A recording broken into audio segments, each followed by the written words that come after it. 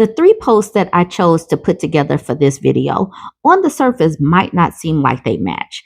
I'm talking about Black content creators going on strike because their artistry weren't being recognized. And then I'm talking about how conservative men, straight white men, are glitching out because they are losing control. And then I'm talking about the political and personal within relationships.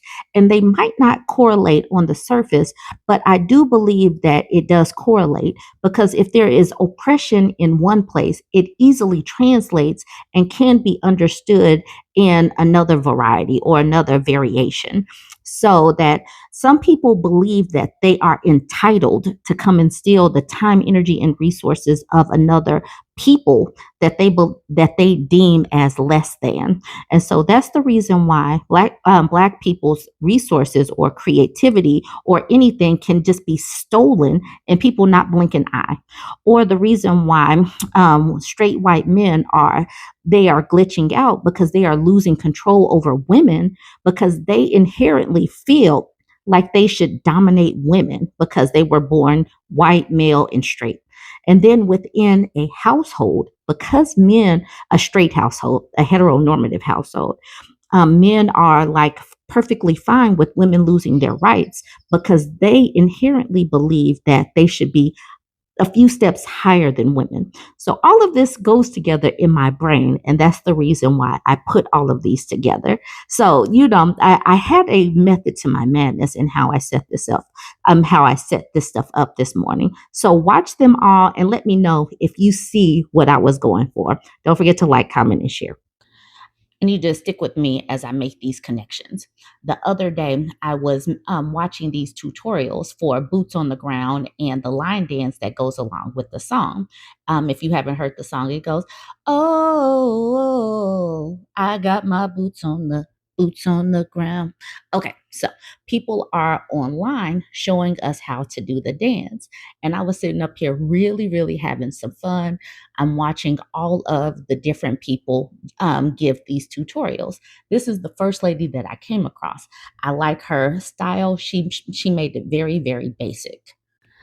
And then a couple of weeks ago, I saw this video. It was going viral. And I'm like, I am really loving the joy in watching all of these Black people do this viral line dance.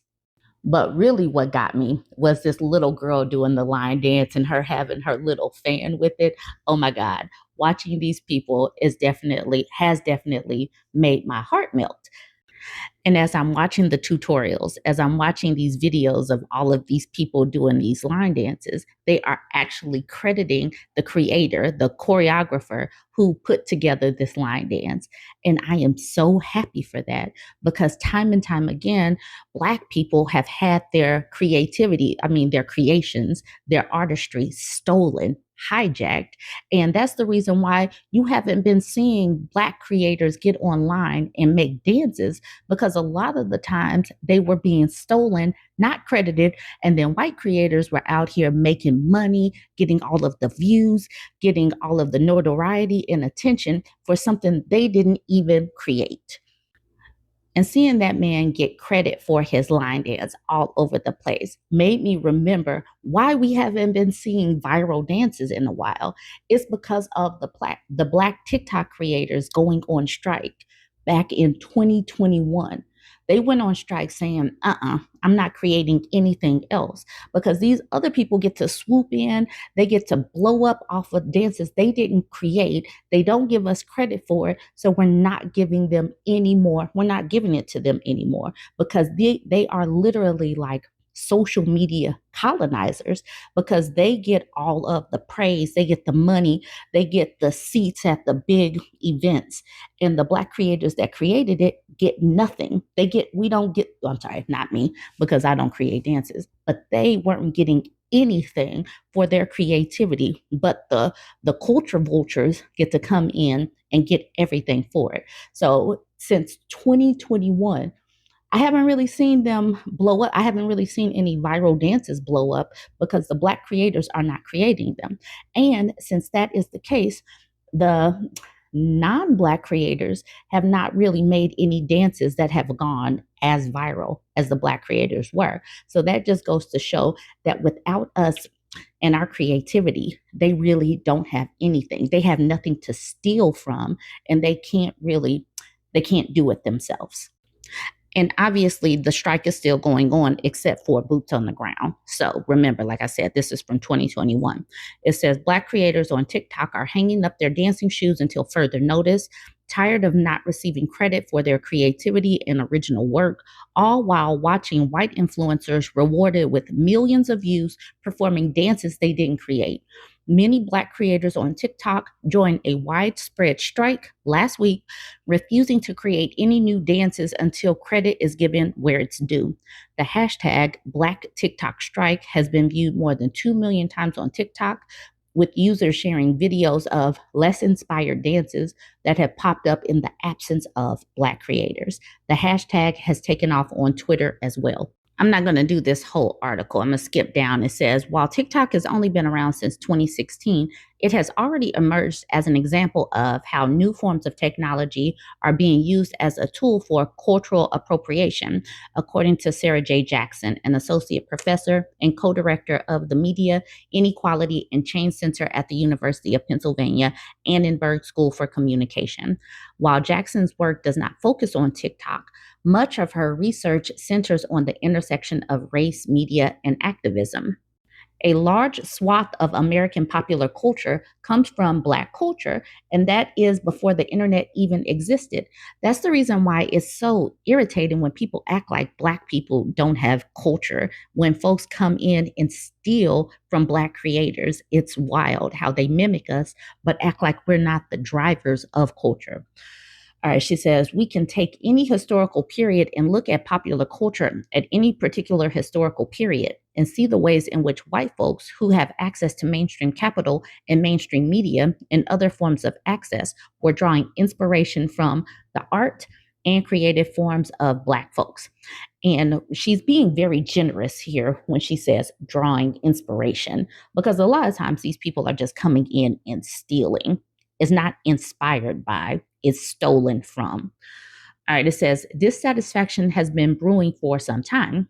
Black creators on the app have long been calling out what they say is the preferential treatment that white creators receive. This situation was so egregious to me. All right, it said in March, late night talk show host Jimmy Fallon invited TikTok star Addison Rae Easterling to perform a series of 8 viral TikTok dances on his show, none of which she created. The creator of those dances were not featured for the segment, nor were they given credit, aside from the show posting their usernames in the description of the YouTube video after the episode aired.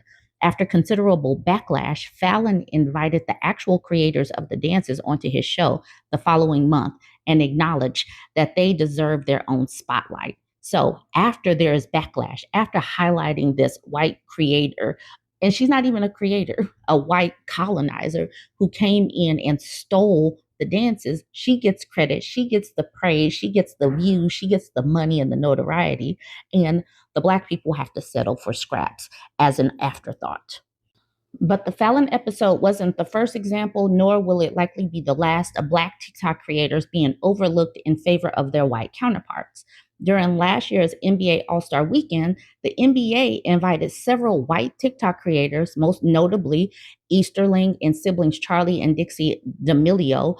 The trio scored prime seats, sat for interviews, and were even asked to dance on the court. Easterling's TikTok videos show her performing numerous TikTok dances with NBA cheerleaders and teaching dances to NBA players, including the Renegade dance. The choreography is set to K-Camp's Lottery and is one of the most well-known dances on TikTok. The dance's actual creator, Jaliyah Harmon, a Black teenager from Greater Atlanta, was initially not invited until the NBA issued an invitation following pushback on social media. That was so egregious to me that a Black teenager, a Black teenage girl, could get overlooked for something that she created. This is the reason why Black people are pulling back and sitting back down, because they're not getting credit. And when they do something, the culture vultures get to come in and make all of the money. getting getting seats, getting primetime seats for the NBA All-Star weekend, that could have been such an experience for Jalea. But she didn't because white TikTok creators get more notoriety. She later made a video that weekend performing the dance with Easterling and Charlie D'Amelio, who were criticized along with the NBA for not acknowledging Harmon earlier. Neither Easterling or the D'Amelios were reachable for comment. What I am happy about is that we have really not seen any other viral dances since the strike. That just really goes to show you where the secret sauce was. Black culture, Black people have the secret sauce. And now that Boots on the Ground is going viral, I'm just happy that Trey Little is going viral for his creation. And I'm hoping that if Black TikTok creators do step out of retirement, stop their strike, and go viral for a dance, we give them credit like they're giving Trey Little his credit. All right, y'all. Let me know what you think about all of this. Join the conversation. Don't forget to like, comment, and share. I came across this post from Patricia Deanna, and it seems like every time I open up my threads, my timeline has such amazing feminist voices. Y'all definitely need to see this. She says, thread, the conservative hostile takeover is about one thing, even though she gives several things. So it's about a lot of things. She says, if there's one thing to take away from this conservative meltdown, it's this. Maleness, straightness, and whiteness are under threat because you have been empowered, and now their entitlement is being questioned globally. Let's talk about it. So, straight white males, that's the default, and everybody else getting some freedoms, getting some control of our own lives is causing them to glitch out.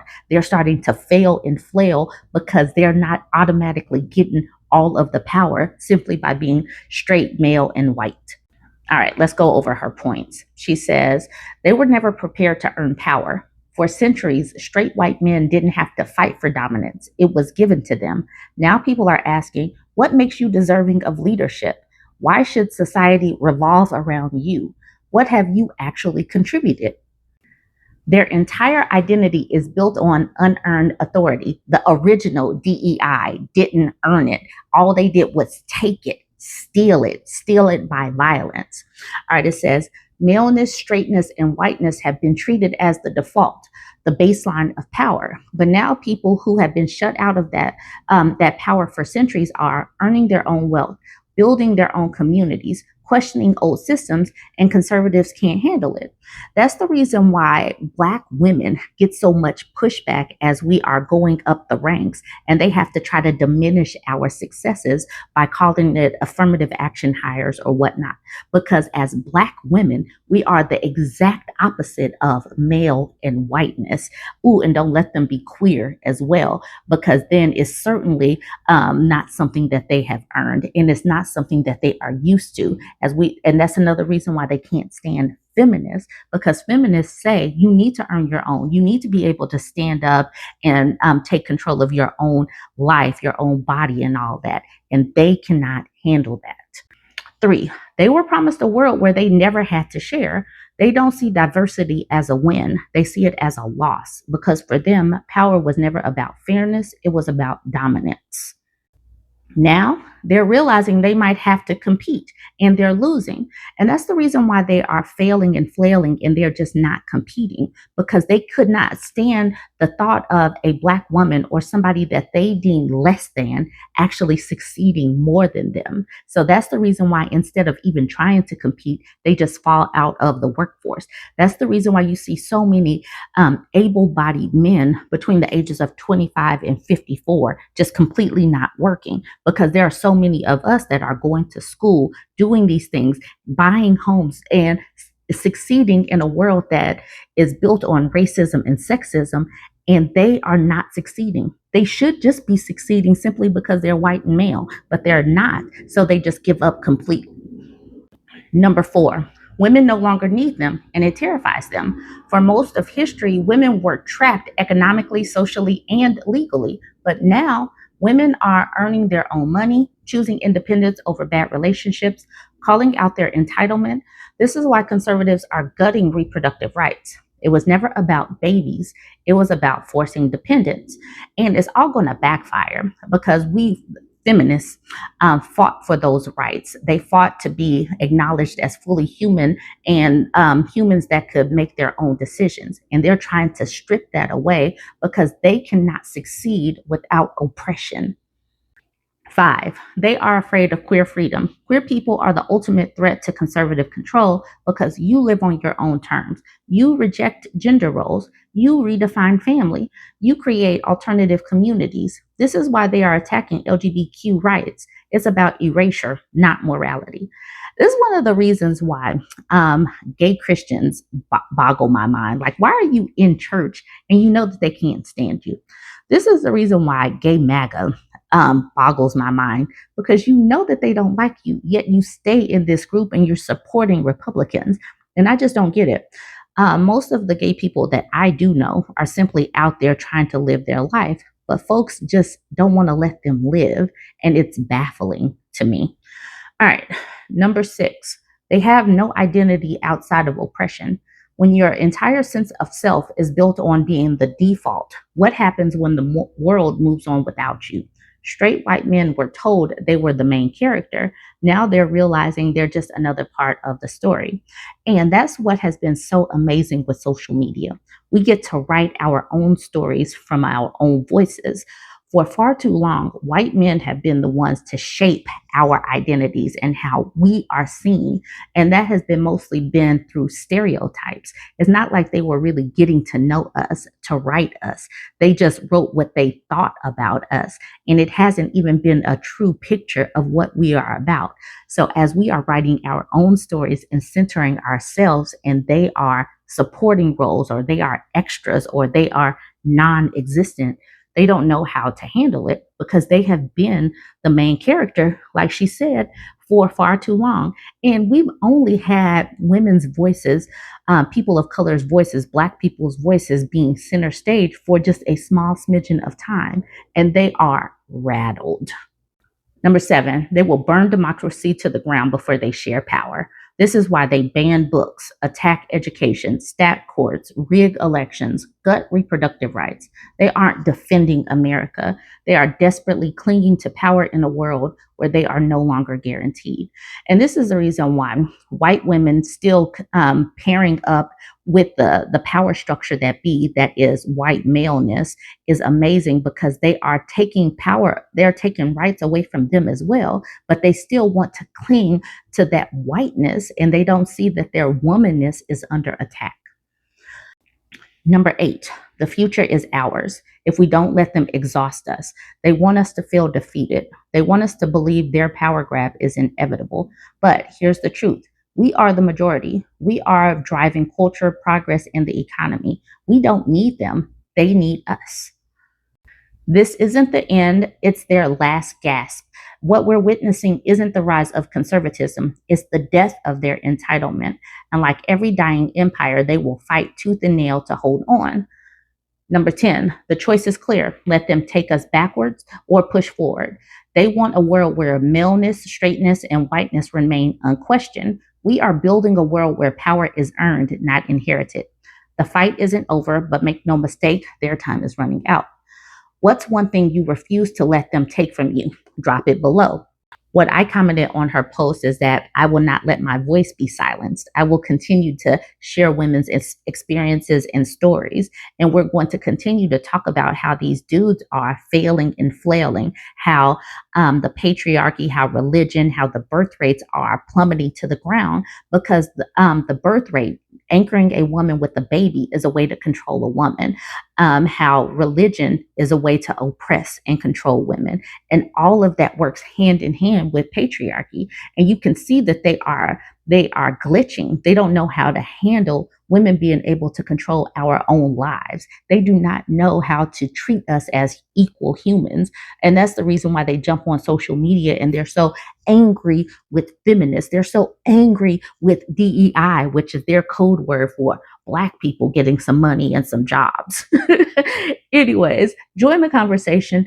I believe that this thread was so important. Join the conversation. Let me know what you think, and how are you making your voice heard? What are you doing? You don't have to be out there in the street. I know that some Black women are taking rest. But that doesn't mean that you have to stop pushing back in your own way. Let me know what you think. The political is personal and the personal is political. And you cannot shy away from that in today's political climate. Conservatives, MAGA people, all of these Republicans, they are attempting to strip women of the rights that feminists have fought and won for us. It is clear that they are attempting to put us back in the box where they have control over our bodies and our finances. They want us underfoot. And so that's the reason why so many women are distraught right now, that politics is highlighting the issues within their marriages. I was tagged in this post in the 2X chromosome subreddit. She says, "My husband and I disagree on politics. He doesn't understand why it affects me so much." The man is 31, she's 28. She said, "My husband and I have been together since I was 18. So they've been together for a decade and have definitely grown a lot into their adulthood. We got married 2.5 years ago. We've never had a major argument. We listen to each other and understand our views and take accountability. We support each other's decisions. And of course, we always agreed on politics until last year. In 2024, I had 3 pregnancy losses. If I couldn't have received the care I did, I might be dead. I have many friends that are LGBTQ plus. DEI directly affects me. He told me he just wanted what's best for our future, cheaper groceries, better mortgage rates. I tried to have an honest conversation about tariffs. I tried to say, if all of that was true and possible, what about my rights? He said, I wouldn't lose my rights. That part wasn't true. Since November, we haven't brought up politics. He mentioned the other day that the cost of his company car might increase since they're manufactured in Mexico. He complained about the price of eggs.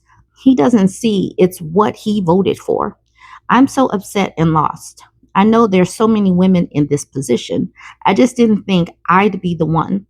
I just didn't think I'd be one. His family has the same views. My family is conservative too. I have no support system for myself. I do love him. I love how he treats me and makes sure I'm taken care of. But this part of him that wasn't there for the last 10 years is tearing me apart. I've reached out to therapists to set up appointments to try to get some guidance, maybe couples counseling. I'm just lost. I don't know if I'm venting or what, but if you made it this far, thank you." So she's reached out to therapists to try to get some guidance on how to feel better about the fact that her husband doesn't care about the fact that her rights are being stripped away. These men don't have nearly as much to lose, and they simply don't give a damn that women are losing their rights because they don't see women as fully equal and humans that deserve the same rights as them. They don't give a damn about the LGBTQ community unless they're part of it, and even still, members of the LGBTQ community can still vote for MAGA. I am baffled that there are also gay MAGA. Many people don't care about their other people's rights. They only care when they are impacted. And still, like this man, he's talking about the prices increasing in certain things and can't see the direct correlation. He cannot connect the dots. That is this administration that's causing these actual price increases. He's talking about things like, I wanted to make sure that we can afford a mortgage. I wanted to make sure we could afford groceries, but everything that he wanted, he voted against it.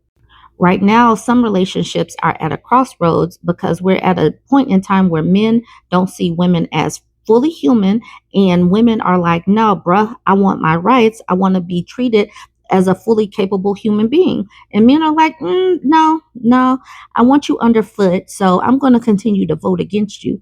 And so that's what's causing so many arguments, so many divorces of right now. I don't believe that the divorce rate is going to stop. And I do believe that the marriage rates will flatline. I believe that the birth rates will continue to plummet to hell.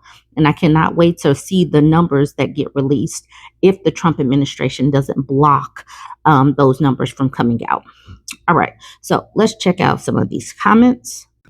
All right, Must Go Faster says he complained about the cost of goods increasing, but did he complain that the health care you received may not be available if you need it during potential pregnancy issues in the future? Do you think a person like this is capable of thinking that far? Do you think that these people are capable of knowing and understanding that doctors and other health professionals are leaving these places that have restrictive bans? I don't think that they have that kind of foresight. Mira Spears says he believes that she'll continue to get the same type of health care because she's a good woman, a married woman who wants babies. Her health care was necessary, and he probably thinks that as long as he's by her side, the next time to confirm that she's a good woman, she'll be allowed to get treatment. Probably doesn't think there's a chance he might not get there in time if there was an emergency, or that he might be there, but the hospital can't do anything about it anyway because the law might call it an abortion. I just want to be Gandalf says, this has been my consistent and infuriating experience with my conservative in laws because they have, in most circumstances, been very privileged, including by spending their careers as teachers in a blue state. They have an unquestioning faith that the right people will receive the right support and that sufficiently loud complaining or going to the media or lawyering up will fix it instantly, if not. So when my husband and I are terrified by the impact of their vote, they dismiss it as fear mongering because, of course, we'll be okay. We've never not been okay. Well, we've never been fascist before.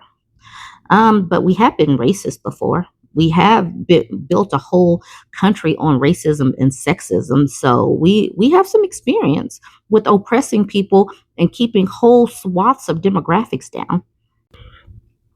Rainbox Red says, this level of self-absorption is off the scale. Ella the Fairy says, F everyone else because I assume we will be fine. It's been so disappointing to see just how many people around us have this view of the world. Sefin says, please don't have kids with this man. It's only going to get worse. The OP, hey, I'm Anna says, I certainly don't plan on it at the moment. Someone actually says, what's the point in keeping a man you can't trust? And Sefin says they've been together for her entire adult life. It's not that easy. It's not easy to just walk away, even when you know in your heart it's the right thing to do. Yes, she has to probably prepare herself. This has been the only man that she's really known and grown up with. He's intricately written into her story. So it's going to take a lot more probably for her to just walk away. Taking Uriel by the horn says, don't let politics into your marriage, period. They are designed to divide us and will do so to your marriage. So long as you agree on basic non-political principles and ideas, work on what you have in common. Unpopular idea, I know. Everyone on Reddit going to tell you to get divorced ASAP because they're miserable, immature instigators who can't hold down a 3-month relationship. But that's the thing. Principles and ideas, they are personal. Personal is political. There are some things that are inherent, like women should have equal rights to do what they want to with their bodies. And then the other side is saying, no, you don't deserve to be able to control your own body. That right there is a conflict that you can't just skip over. You can't overcome that. There's no splitting it down the middle to figure that out. OP says, I just don't know where the line is between politics and basic principles at this point. Exactly. There's no basic principles that are not personal or political. And then Lunoko at the bottom says there isn't a line. They both influence each other. Only those with enough privilege where politics won't affect them can pretend that there is a clear division and you can separate your politics with your principles. You already have the lived experience to prove this. Your husband voted for the party that is taking away your health care, your rights. There are women dying or being harmed because they aren't able to receive health care in time for their miscarriages because of politics. Your husband voted for this. He saw you suffer 3 times and still voted for it because the price of eggs mattered to him more than you surviving another miscarriage. And by the way, I have been happily with my current husband for over a decade. Definitely not a miserable or bitter person who can't hold a relationship for 3 months. I have been very lucky and want the same for others. You deserve better. All of us women deserve better. We deserve to have a partnership with someone who actually values our safety and health more so than they do stripping our rights and keeping us underfoot. All right, y'all, join the conversation. Let me know what you think about this one. Don't forget to like, comment, and share. And if you made it this far and you're not yet following me, go ahead and smash the follow button.